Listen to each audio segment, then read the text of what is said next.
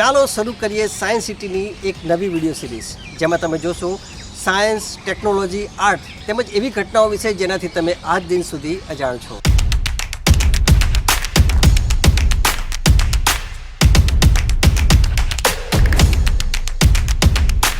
આજે આપણે એક મહાન વ્યક્તિની વાત કરવાના છીએ, જેમણે ઇતિહાસને નવો આયામ આપ્યો. તેમનું નામ છે લિયોનાર્ડો દ વિન્ચી.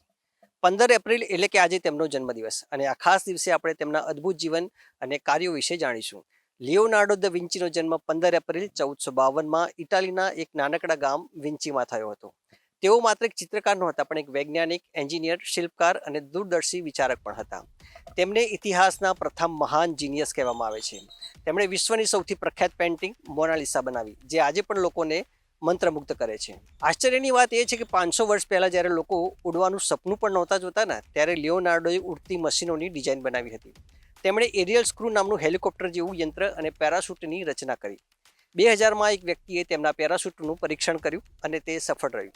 એટલું જ નહીં, તેમણે યુદ્ધ માટે ટેન્ક જેવા હથિયારો અને રથ જેવા યંત્રોની ડિઝાઇન પણ કરી હતી. 1994માં માઇક્રોસોફ્ટના સ્થાપક બિલ ગેટ્સે લિયોનાર્ડોનું એક પુસ્તક કોડેક્સ ખરીદ્યું. આજે તેની કિંમત લગભગ 400 કરોડ રૂપિયા છે. આ પુસ્તકમાં લિયોનાર્ડોએ લખ્યું હતું કે પુલ કેવી રીતે બને છે, ચંદ્ર કેમ ચમકે છે અને સમુદ્રી જીવોના અવશેષ પર્વતો પર કેમ મળી આવે છે. 500 વર્ષ પહેલાં આવા પ્રશ્નોના જવાબ શોધવા એ અસાધારણ બુદ્ધિ દર્શાવે છે.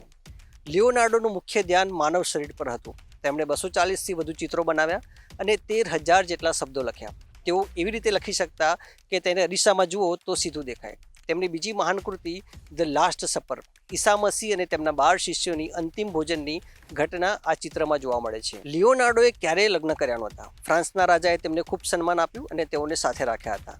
1519માં તેમનું અવસાન થયું, પણ તેમની કૃતિઓ આજે પણ વિશ્વને પ્રેરણા આપે છે.